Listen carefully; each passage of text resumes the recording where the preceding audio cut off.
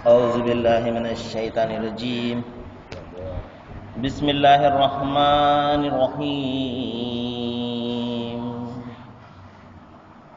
ومن الناس من يتخذ من دون الله أندادا يحبونهم كحب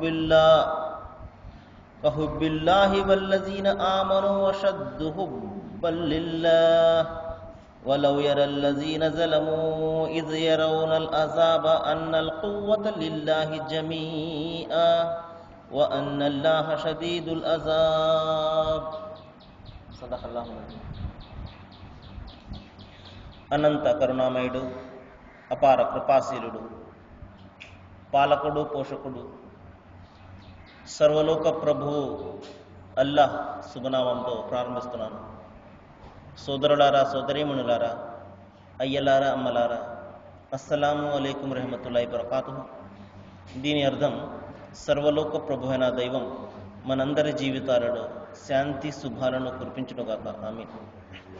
ఇంతవరకు మీ ముందు మనందరి మార్గదర్శక గ్రంథమైనటువంటి దివ్య ఖురాన్ నుండి 2వ అధ్యాయం 167వ వాక్యం యొక్క అరబీ మూలంను పఠించడం జరిగింది.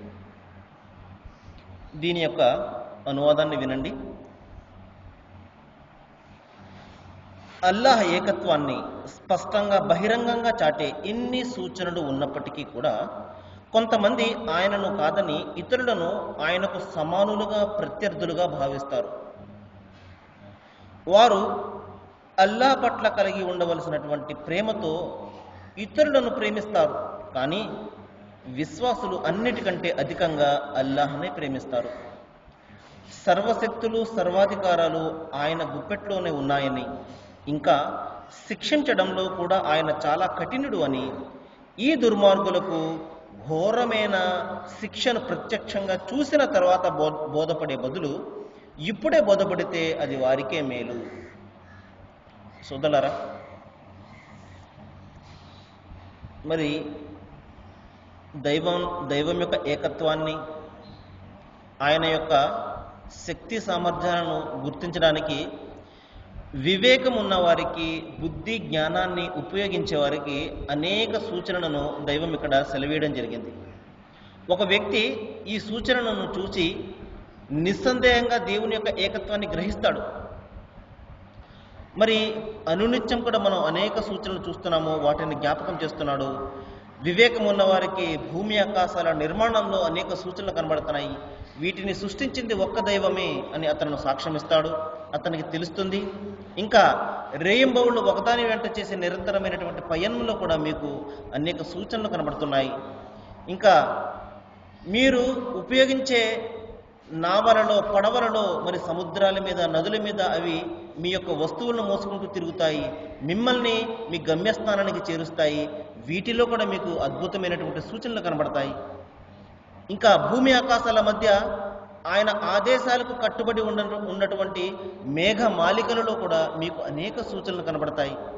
మరి ఇన్ని సూచనలు, స్పష్టమైనటువంటి ఇన్ని నిదర్శనాలు మనిషి చూసిన తర్వాత మరి అతనికి వివేకము, జ్ఞానము, బుద్ధి ఉన్నట్లయితే నిస్సందేహంగా అతను దేవుని యొక్క ఏకత్వాన్ని అతను గుర్తిస్తాడు.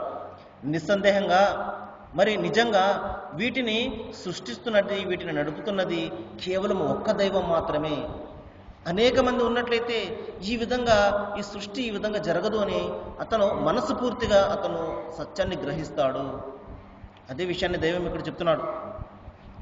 మరి సోదరులారా, దాని తర్వాత ఇక్కడ మనము చేసే తప్పులను, మనము చేసే ప్రధానమైనటువంటి పొరపాటును, తప్పును, పాపాన్ని దైవం ఇక్కడ ఎత్తి చూపుతున్నాడు. అదేమిటంటే, దేవుని యొక్క ఏకత్వాన్ని స్పష్టంగా వివరించే ఇన్ని నిదర్శనాలు అనునిత్యం కూడా మీ కళ్ళ ముందు కనబడుతూ ఉన్నప్పటికీ కూడా కొంతమంది ఏం చేస్తారు, మరి ఆ దైవాన్ని కాదని ఆయనకు సాటిని, సమానాన్ని కల్పించడం మొదలు పెడతారు.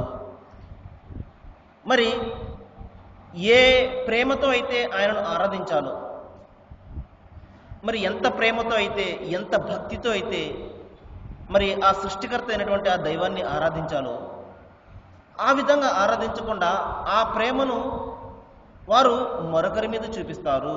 చూడండి ఎంత పెద్ద పొరపాటు మనిషి ఇక్కడ, పాపాన్ని మనిషి ఇక్కడ చేస్తున్నాడు. మరి అనుగ్రహాలు కురిపిస్తుంది ఒక ఆయన అయితే, ఒక దైవం అయితే, మరి కృతజ్ఞతలు మరొకరికి చెల్లిస్తున్నాడు. కాబట్టి సోదరులారా, మనము ఈ సృష్టిని పరిశీలిస్తే దైవం ఒక్కడు అన్న సత్యము మనకు పెద్ద పెద్ద గ్రంథాలు చదివి మనం తెలుసుకునే అవసరం లేదు ఈ సత్యాన్ని. మరి పెద్ద పెద్ద మనము సమావేశాల్లో, మీటింగుల్లో పాల్గొని మనము తెలుసుకునే అవసరం లేదు. మన అనునిత్యం కూడా మన చుట్టూ ఉన్నటువంటి ఈ ప్రకృతి మనకు సాక్ష్యం ఇస్తుంది దైవం ఒక్కడే అని. సరే, దైవానికి మనము అనేక రకాలైనటువంటి పేర్లు పెట్టుకున్నాము, అది వేరే సంగతి. ఆయనను దేవుడు అంటున్నాము, దైవం అంటున్నాము, మరి సర్వేశ్వరుడు అంటున్నాము, అల్లా అంటున్నాము, యెహోవా అంటున్నాము, మరి రకరకాలైనటువంటి పేర్లతో ఆయన పిలుస్తున్నాము. అయితే ఆయన అస్తిత్వం మాత్రము ఒక్కడే అన్న సత్యము మనకు చాలా స్పష్టంగా తేటతెల్లం అవుతూ ఉంటుంది. మరి ఎందుకు మనిషి ఇంత స్పష్టమైనటువంటి సత్యాన్ని కళ్ళ ముందు చూస్తూ ఉన్నప్పటికీ కూడా దానిని అనుసరించడానికి, విశ్వసించడానికి ఎందుకు మనిషి తయారుగా లేడు? ఎందుకంటే సోదరులారా, అతనికి దైవం పట్ల స్పష్టమైనటువంటి అవగాహన అతను కలిగి ఉండడం లేదు. ఇది చాలా పెద్ద పొరపాటు మనిషి చేస్తున్నాడు.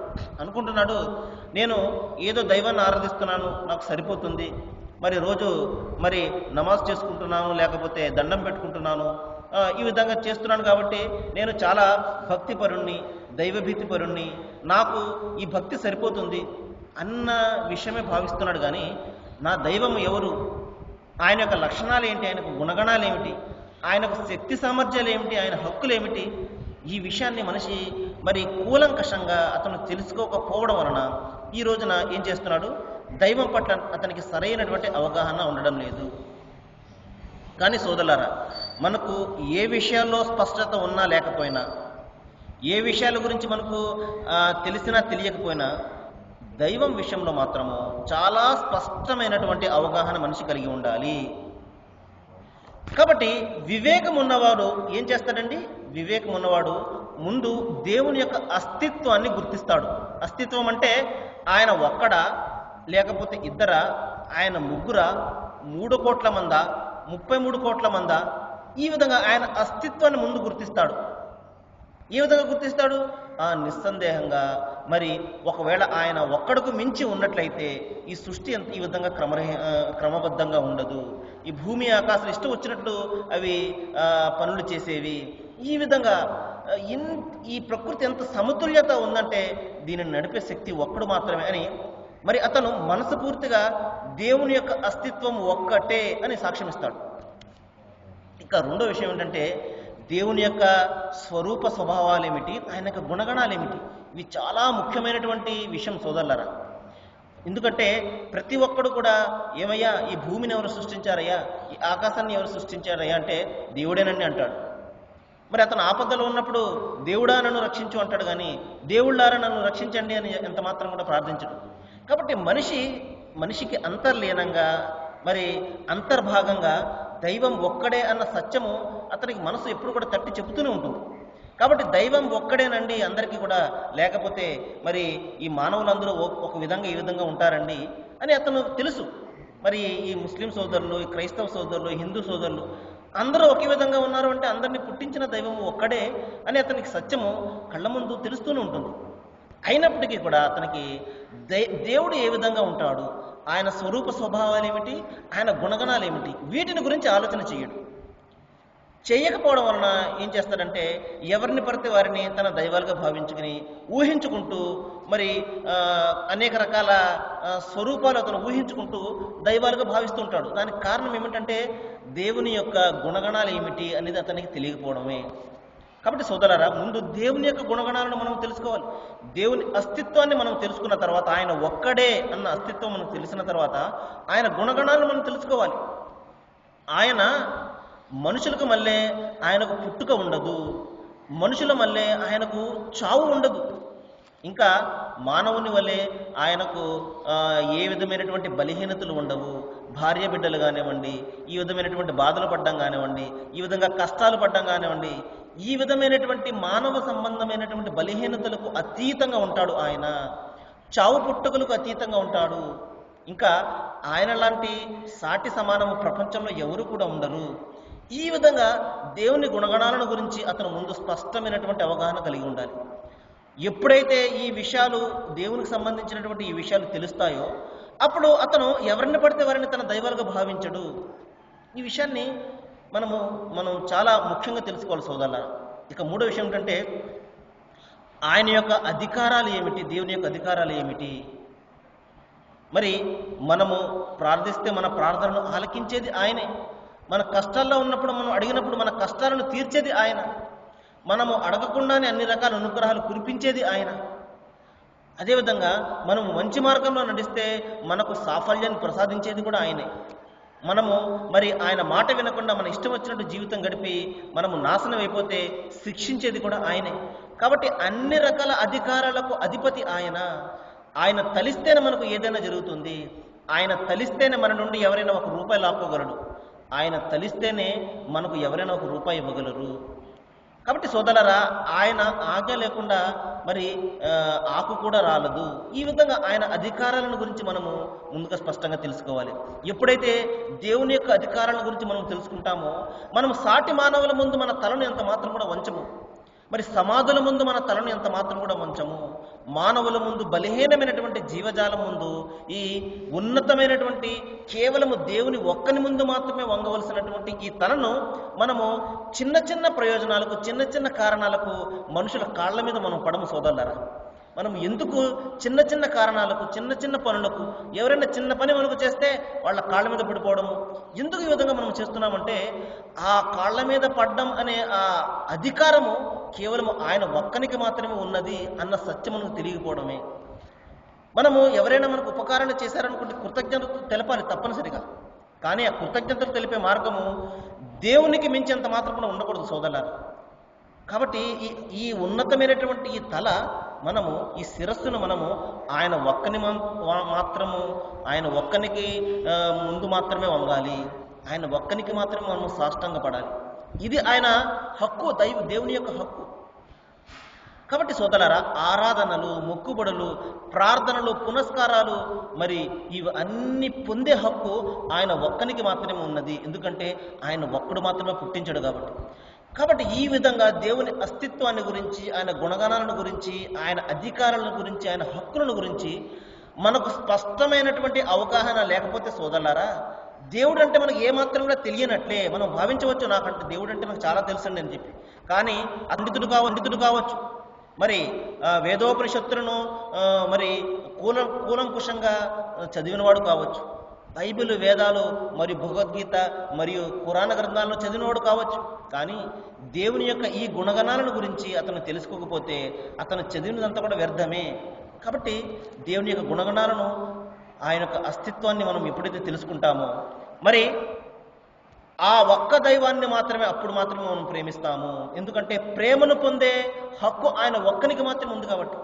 మన ప్రేమను, మన భక్తిని, మన ప్రార్థనను పొందే హక్కు కేవలం ఆయన ఒక్కనికి మాత్రమే ఉంది. కాబట్టి ఒక నిజమైనటువంటి విశ్వాసి తన మనస్సు నిండా ఆ ఒక్క దైవాన్ని గురించి మాత్రమే నింపుకుంటాడు. ప్రవక్త ముహమ్మద్ సల్లల్లాహు అలైహి వసల్లం వారు చెప్పారు ఒక సందర్భంలో, మరి మీరు మీ మనస్సులో కేవలం ఒక్క దైవం మరియు ఆయన ప్రవక్త ముహమ్మద్ ప్రవక్త సల్లల్లాహు అలైహి వసల్లం వారు వారిని మీ స్వయమైనటువంటి మీ భార్య బిడ్డల కంటే, మీ తల్లిదండ్రుల కంటే, స్వయంగా మీకంటే కూడా మీరు ఎక్కువగా ప్రేమించినంత వరకు, ఎక్కువగా మీరు ఇష్టపడనంత వరకు మీరు నిజమైనటువంటి విశ్వాసులు కారు అన్నారు. కాబట్టి నిజమైనటువంటి విశ్వాసము, నిజమైనటువంటి దైవభక్తి, దైవ ప్రీతి, మరి పాపభీతి యొక్క లక్షణం ఏమిటంటే అతని మనస్సు నిండా ఆ దైవం ఒక్కడు మాత్రమే నిండిపోయి ఉంటాడు. మరొకరికి ఎంత మాత్రం కూడా చోటు ఉండదు. ఎటువంటి దైవం అండి? మళ్ళా వెనక్కి వస్తున్నాను చూడండి. ఆ దైవము ఒక్కడు మాత్రమే. ఆయనకు సాటి సమానము లేదు, ఆయనకు చావు పుట్టుకలు లేవు, ఆయన మానవుడు కాడు, ఆయనకు మానవ బలహీనతలు లేవు. మన ప్రార్థనలకు, మన యొక్క భక్తికి అర్హత గలవాడు ఆయన ఒక్కడు మాత్రమే. ఇటువంటి దైవాన్ని అతను మనస్సు నిండా నింపుకుంటాడు. ఆ తర్వాత ఎటువంటి ప్రలోభాలు అతనికి ఎదురైనప్పటికీ కూడా అతను ఎంత మాత్రం కూడా చలించడు. తన హృదయం నుండి ఆ దైవానికి ఎంత మాత్రం కూడా, మరొకరికి ఎంత మాత్రం స్థానం ఇవ్వడు.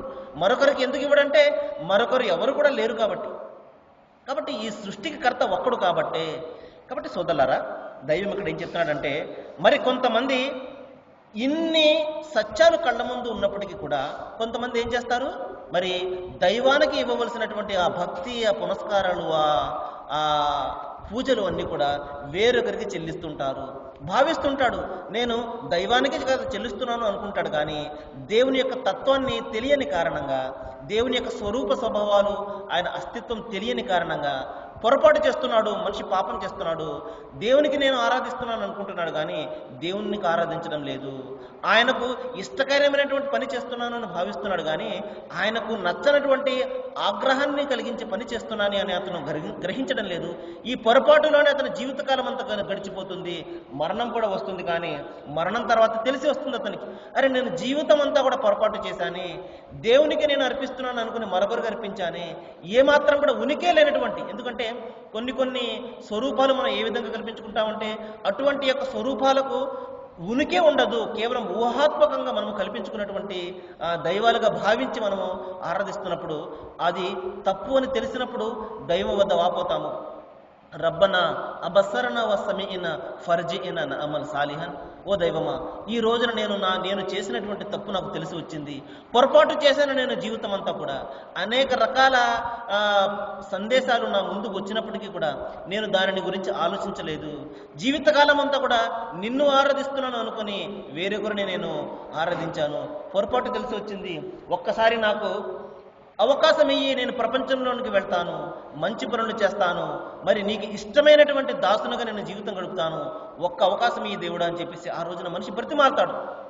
కానీ సోదరులారా, అనేక సందర్భాలు చెప్తున్నాను నేను, ఒక్కసారి మన ప్రాణము మన బొంది నుండి వెళ్ళిపోయిన తర్వాత ఎంత మాత్రం కూడా తిరిగి వచ్చే పరిస్థితి లేదు. ఆ రోజున మనం వాపోతాము, బ్రతిమాలతాము దేవుణ్ణి, ఒక్కసారి నాకు అవకాశం ఇయ్యి దేవుడా, నా తప్పు నాకు తెలిసి వచ్చిందని. దేవుడు ప్రశ్నిస్తాడు, నీకు నేను ఎన్ని అవకాశాలు ఇచ్చాను, మరి 60, 70, 80 సంవత్సరాల జీవితాన్ని నేను ఇచ్చానే. రకరకాలైనటువంటి సందేశాలు నీ కళ్ళ ముందుకు వచ్చాయి, నీ చెవుల్లో వినబడ్డాయి, నువ్వు ఆలోచించే వాటి గురించి.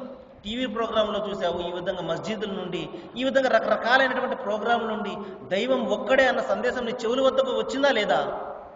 వచ్చింది దేవుడా, విన్నాను నేను, కానీ దాని గురించి నేను ఆలోచించలేదు అని ఆ రోజున సమాధానం చెప్పి, ఇప్పుడు నేను బాగా మారతాను, మంచి దేవుణ్ణి ఒక్కడిని మాత్రమే ఆరాధించేవానికి మారతాను, నన్ను ఒక్కసారి ప్రపంచంలోనికి పంపు అని చెప్పి ఆ రోజున ప్రతిమాలుతాడు. కానీ ఎంత మాత్రం కూడా దైవం మన మాట వినడు సోదరులారా. మన బొందులో ప్రాణం ఉన్నంత వరకే మనకు అవకాశము, ఇంకా మనకు ఆరోగ్యంగా ఉన్నంత వరకే మనకు అవకాశము. జబ్బు పడిపోయి లేవలేని స్థితిలో మనం ఉన్నట్లయితే ఏ పని చేయగలము సోదరులారా? మనం ఒకసారి ఆలోచించండి. కాబట్టి ఈ రోజున మనము ఆలోచన చేస్తున్నాము అంటే, ఈ రోజున మనం నిలబడి ఏదైనా మనము పని చేసుకుంటున్నాము అంటే మనకు ఆరోగ్యంగా ఉంది కాబట్టి ఆరోగ్యంగా ఉన్నప్పుడే, మన ఆలోచన శక్తి సరిగ్గా ఉన్నప్పుడే మనం ఏదైనా ఆలోచన చేయాలి. దైవం ఇక్కడ అదే చెప్తున్నాడు. కొంతమంది దైవాన్ని ప్రేమించవలసినటువంటి ప్రేమతోటి ఇతరులను ప్రేమిస్తుంటారు, కానీ నిజమైనటువంటి విశ్వాసులు ఎవరు అంటే వారు కేవలం ఆయన ఒక్కడిని మాత్రమే, అల్లాహ్ను మాత్రమే ప్రేమిస్తారు. ఆ దైవాన్ని మాత్రమే, ఆ సృష్టికర్తను మాత్రమే, ఆ సర్వేశ్వరుని మాత్రమే, ఆ యెహోవాను మాత్రమే ప్రేమిస్తారు. ఎందుకంటే మరి ప్రార్థనలకు మొక్కుబడులకు అర్హత ఆయన ఒక్కడు మాత్రమే అని వాళ్ళకి తెలుసు కాబట్టి, మరి ఈ సర్వాన్ని సృష్టించింది ఆయన ఒక్కడు మాత్రమే అని తెలుసు కాబట్టి, నిజమైనటువంటి దైవభీతి పరులు, నిజమైనటువంటి దైవం పట్ల ప్రేమ ఉన్నవాళ్ళు, మరి దైవ ప్రీతి ఉన్నవాళ్ళు, పాపభీతి ఉన్నవాళ్ళు ఆయన ఒక్కరిని మాత్రమే ఆరాధిస్తారు. దైవం అదే చెప్తున్నాడు. ఎందుకంటే సర్వశక్తులు, సర్వాధికారాలు ఆయన గుప్పట్లో ఉన్నాయని వాళ్ళకు తెలుసు. ఈ రోజున మనకు ఏదైనా కష్టం వస్తుందంటే అది ఊరికే రావడం లేదు సోదరులారా. మనము చేసుకున్నటువంటి దాని ఫలితమే దైవం కష్టాల రూపంలో మనకు పెడుతుంటాడు. ఇచ్చేది ఆయనే, మరెవరూ ఇవ్వడం లేదు. కష్టాలు వచ్చేవి ఆయనే, మరి కష్టాల నుండి బయటపడే మార్గాన్ని కూడా ఆయనే మనకు చెప్తాడు.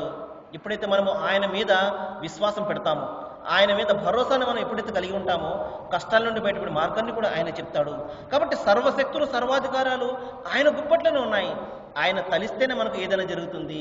ఆయన తలిస్తేనే మనకు ఎవరైనా ఏదైనా హాని చేయగలరు. ఆయన తలిస్తేనే మనకు వచ్చినటువంటి వ్యాధులు కూడా పోయేవి. కాబట్టి సర్వాధికారాలు, సర్వశక్తులు ఆయన చేతుల్లో మాత్రమే ఉన్నాయి.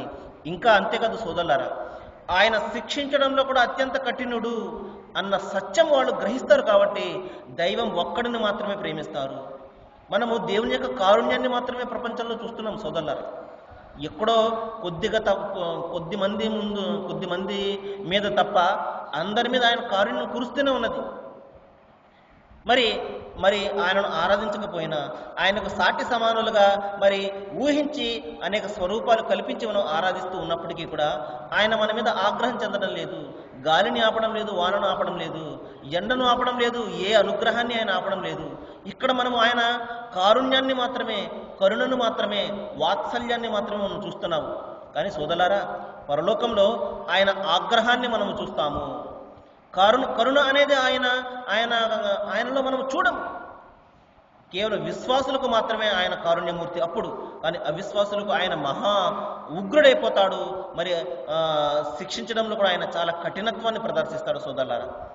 కాబట్టి మరికొన్ని విషయాలు మనం రేపు మాట్లాడుకోవడానికి ప్రయత్నం చేద్దాము సోదరులారా. ఈ రోజున శుక్రవారం మరి 9 నుండి 9:30 గంటల వరకు కూడా సిసిసి ఛానల్లో మరి మంచి ప్రోగ్రాము, మంచి కార్యక్రమము, ఖురాన్ సందేశము అనే ఒక కార్యక్రమం వస్తుంది. మరి అందులో చాలా మంచి విషయాలు మీ ముందుకు వస్తాయి. ఇప్పుడే మనము విన్నాము, ఎవరైతే ఆలోచన చేస్తారో వారికి దేవుని యొక్క సూచనలన్నీ కూడా కనబడతాయి. మరి మనము ఆలోచన చేయాలి అంటే ప్రోగ్రాములు మనము వినాలి. విన్నప్పుడు మాత్రమే మనలో ఏదైనా ఒక చలనం కలుగుతుంది, ఆచరించాలి అన్న ఆలోచన కలుగుతుంది. మన యొక్క విశ్వాసాన్ని మనము మార్చుకునే అవకాశం అప్పుడు మాత్రమే ఉంటుంది. కాబట్టి మీ యొక్క అమూల్యమైనటువంటి సమయాన్ని కొద్దిసేపు ఆ యొక్క ప్రోగ్రామ్ను వీక్షించడానికి వెచ్చించండి, ప్రయత్నం చేయండి. ఏదైనా సందేహాలు ఉంటే అక్కడ ఫోన్ నెంబర్ కూడా ఉంటుంది. ఆ సందేహాలకు ఫోన్ నెంబర్కు ఫోన్ చేసి మీరు సందేహాలు కూడా తీర్చుకోండి. ఎందుకంటే ఏ విషయంలో క్లారిటీ ఉన్నా లేకపోయినా, స్పష్టత ఉన్నా లేకపోయినా, దైవం విషయంలో మాత్రం ఎటువంటి అస్పష్టత ఉండకూడదు సోదరులారా. ఏ విధంగా అయితే మరి మబ్బులు లేనప్పుడు ఆకాశం ఎంత నిర్మలంగా ఉన్నప్పుడు సూర్యుడిని ఎంత స్పష్టంగా మనం చూడగలమో, మన దైవం కూడా అంతే స్పష్టంగా మనకు అర్థమవ్వాలి. లేకపోతే మన ఇహపర లోకాల్లో కూడా మనం నాశనం అయిపోతాము సోదరులారా. నేను దైవాన్ని ప్రార్థిస్తున్నాను, ఏ విషయాలైతే మన ముందుకు చర్చకు వస్తున్నాయో వీటి పట్ల మనం బాగా అవగాహన కల్పించుకోవాలని, ఆలోచన చేయాలని, మన యొక్క విధానాన్ని మనం మార్చుకోవాలని దైవం మనందరికీ కూడా శక్తిని, జ్ఞానాన్ని ప్రసాదించాలని నేను వేడుకుంటూ ముగిస్తున్నాను. వాకిరు దవానా అనిల్ హమ్దులిల్లాహి రబ్బిల్ ఆలమీన్. అస్సలాము అలైకుం.